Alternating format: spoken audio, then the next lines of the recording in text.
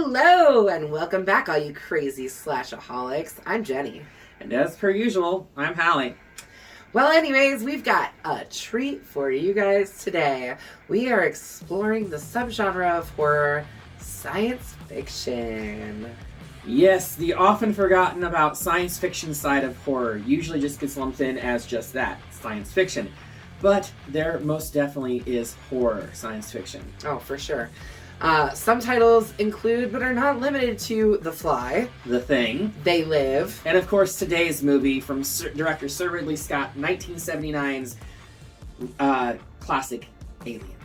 There's not much more classic sci-fi horror than Alien. No, It's no. The penultimate movie for this. Right, which is why we decided to start with this one first. This movie has quite an impressive cast. It had Sigourney Weaver, Tom Skerritt, John Hurt, Ian Holm, all of whom went on to have very incredible careers. So now, if you would join us as we head into space, embrace yourselves, because in the infinite unknowable that is space, no one can hear you scream. Mm-mm.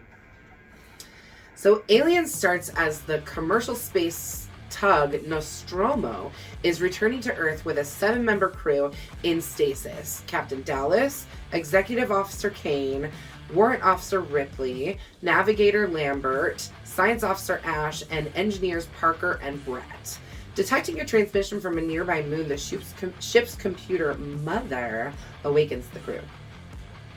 Mother.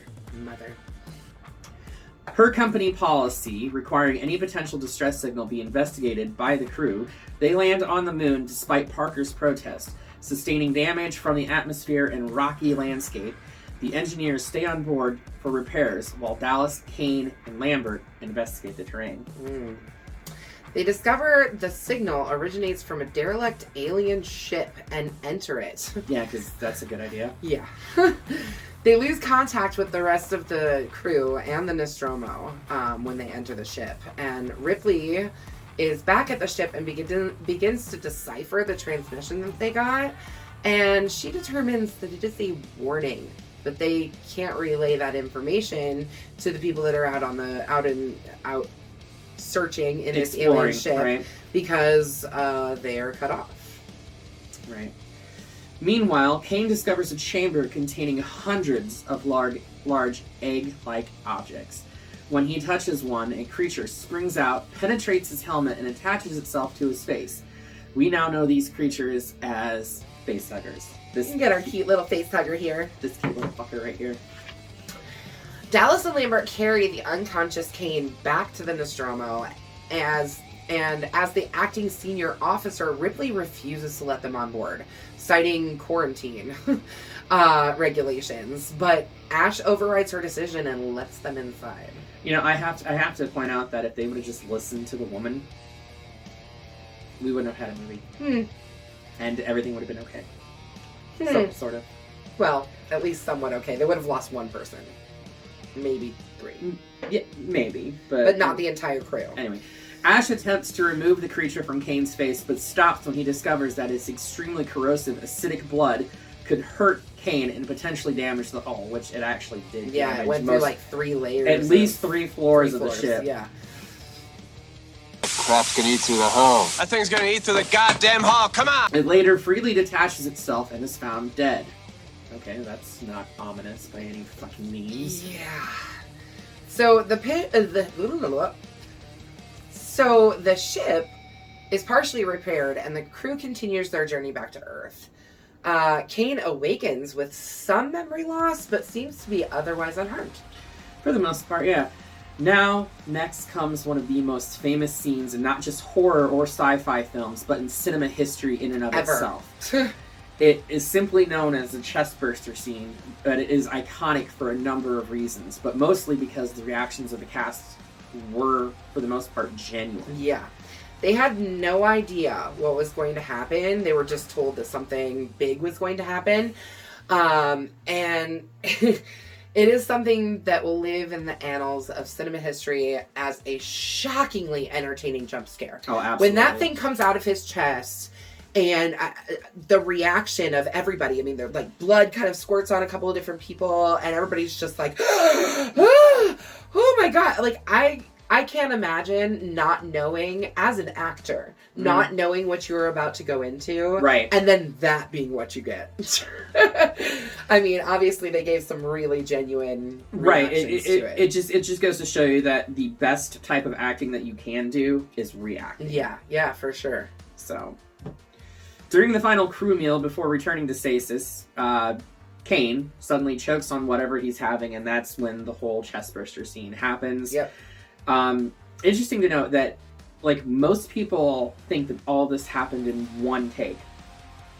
It was the director's intention to make it a one-take sequence. However, the appliance, the mechanism, the mechanic portion of it didn't rip through Kane's shirt. So they had to do it in two. They had to reset and do it again. Mm-hmm. But they left the first one in because Ridley Scott thought it made for better, like, tension of it trying to break through. Drama. Right. Made it dramatic. So after ejecting Kane's body out of an airlock, because obviously he was dead, the crew attempts to locate the creature with tracking devices and capture it with nets, electric prods, flamethrowers, anything that they can possibly think to get this thing. Right. So Brett ends up following the crew's cat Jonesy.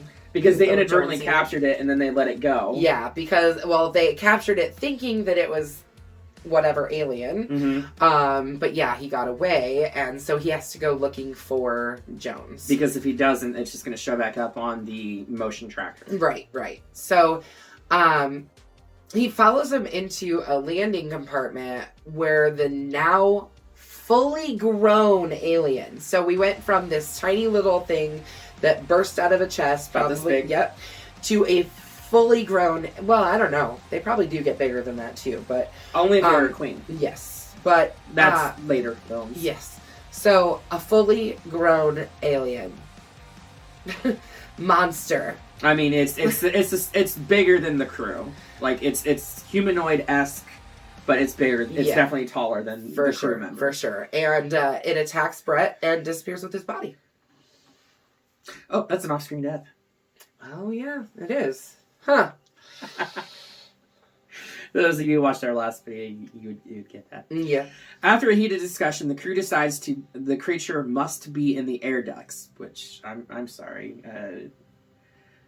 That's a trope in film that I absolutely cannot stand because air ducts are usually about yay big. Yeah. Especially if it's going to be on a fucking spaceship. It's not going to be big enough for an entire human to fit through. Right, for sure. Anyway, that's just me being... Dallas enters the ducts, intending to force the monster into the airlock, but it ambushes and seemingly kills him. Lambert, realizing that the alien intends to kill the crew one by one, implores the others to abandon the ship and escape in its small shuttle. Probably a good fucking idea, but nobody listens to him. Ripley, who is now in the command because the first two other commanding officers are dead or presumed dead, explains it will not support 4 people and insists on continuing Dallas's plan and flushing the alien out. So Ripley accesses Mother and discovers that the company has ordered Ash to return the alien, with the crew considered expendable. They don't even care. They're like, just get the alien back to us. We don't care if everyone dies. We don't care about anything. Just get him back to us. So she confronts Ash, who tries to choke her to death. And with then a magazine. Yeah. Which is so weird. Like, for a while, I thought he was, like, taking the magazine and was gonna, like, put something down in her mouth.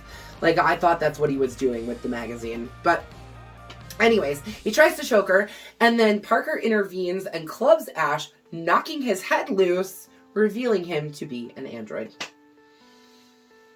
Which also is a really gross, disgusting scene with, like, well, I mean, battery acid and stuff. It's not acid. It's like milk. Milk, yeah, like and squirting everywhere. And it's just...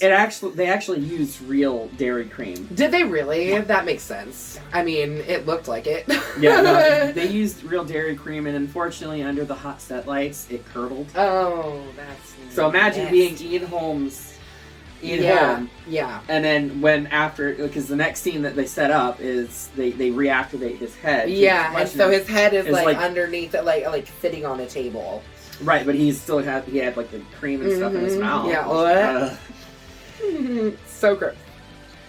Parker, Ripley, and Lambert reactivate Ash's head, as I just said, and they learn that he was assigned to ensure the creature's survival. I don't know how he was assigned to do that, because he was an android on the ship before they discovered said creature. Well, I'm sure Mother told him, because he has like a direct connection to Mother, doesn't he? He does. Which this actually makes more sense with the prequels that they've done now. Irregardless, he expresses admiration for the creature's psychology, unhindered by conscience or morality, because it is literally just that, a creature. You know, all it does is... It wants to kill. That's what it wants to do. Mate, feed, kill, repeat. And taunts them about their chances of survival. Ripley cuts off his power, and Parker incinerates him. That was actually really cool. Yeah, it was. The remaining crew decides to self-destruct the Nostromo. They're like, let's just blow this bitch up. I mean, they're going to escape in the shuttle. You know, that's what that was originally suggested anyways. They should have just listened to her and fucking tried to do that anyways. But Parker and Lambert are ambushed and killed by the creature while gathering life support supplies. So Ripley is basically alone. Basically. Well, except for Jones. I was going to say she's got Jones. She's got Jones the cat. Yeah.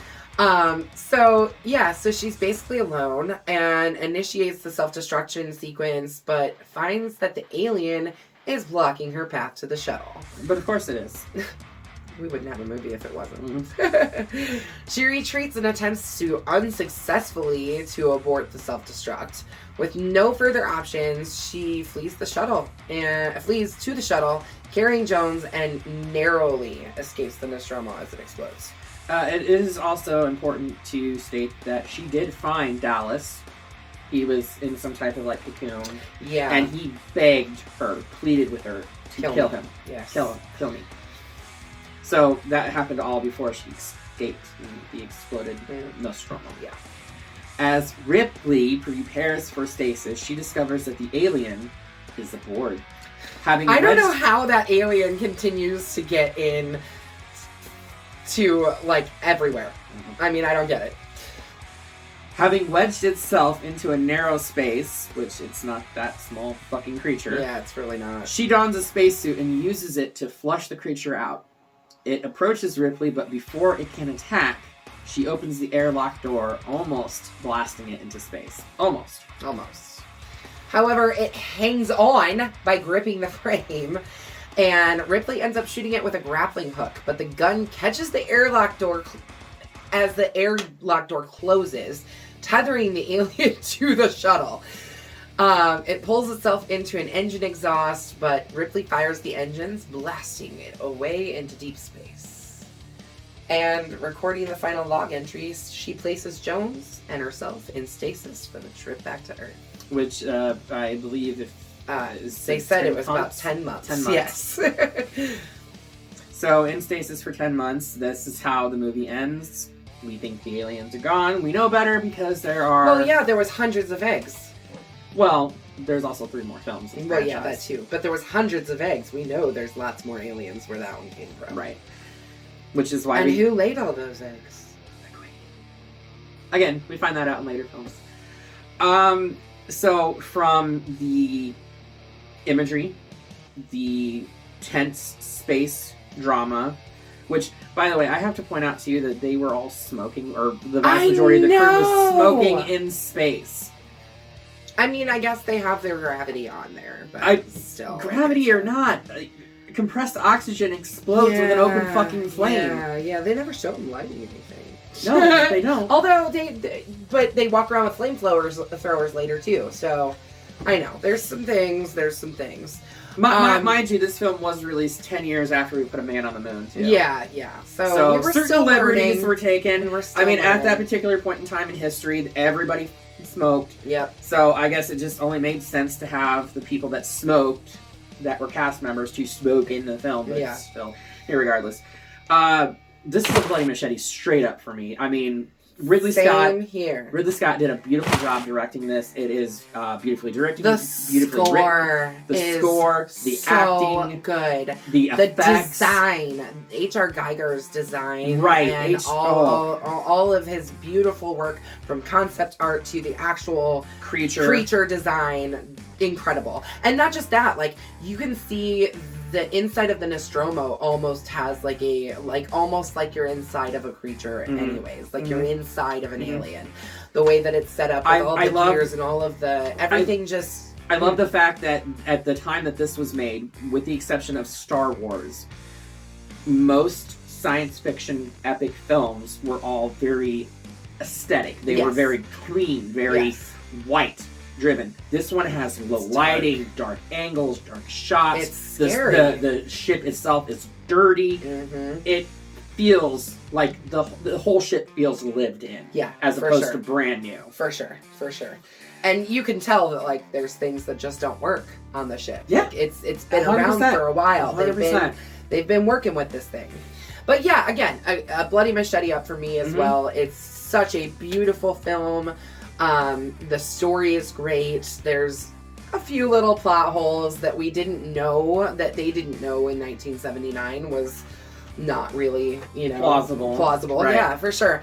But yeah, this is an epic movie that has been described, I was just saying this to Hallie earlier, has been described as Jaws in space. Yeah, because at the time, Jaws was a big creature effect movie. Yeah, exactly. But we have to say that the creature effects on this is about 1 billion times better than Jaws could ever try to be. Well, no, Bruce was the name of the shark for Jaws. Yeah. Bruce was, half the time it didn't fucking work. I know. Half the time it didn't work. Well, and part most of that the was time, that they were working in the ocean, and that can be very unpredictable, and there's things that you can't do about that. But we'll talk about that another time when we talk about Jaws. Exactly. Until then, we are going to get this out of here and make way for our next movie that also happens to be science fiction What as is well. our next movie, Hallie? But this one's not... This is more comedy, especially nowadays. But, Critters! If you haven't seen it, you better go and watch it right now so that you can come back in a couple weeks and watch this with us, because it's going to be a fun one. It's very funny. Dee Wallace. That's all you need to say is Dee Wallace. Yeah. Dee Wallace. You had me at Dee Wallace. The mother of all mothers. Right. She's the one. Right. Dee Wallace. That's it. That's all you need to know. Dee Wallace. So make sure you watch this movie and then come back in 2 weeks and we will give you a review and you can watch with us. And we will talk about Critters. Yeah, but in the meantime, be sure to stab that like button. And slash the subscribe button. And ring-a-ling that grave bell so you don't get buried alive and you can stay up to date on all of our videos. And until then, we will see you in the afterlife.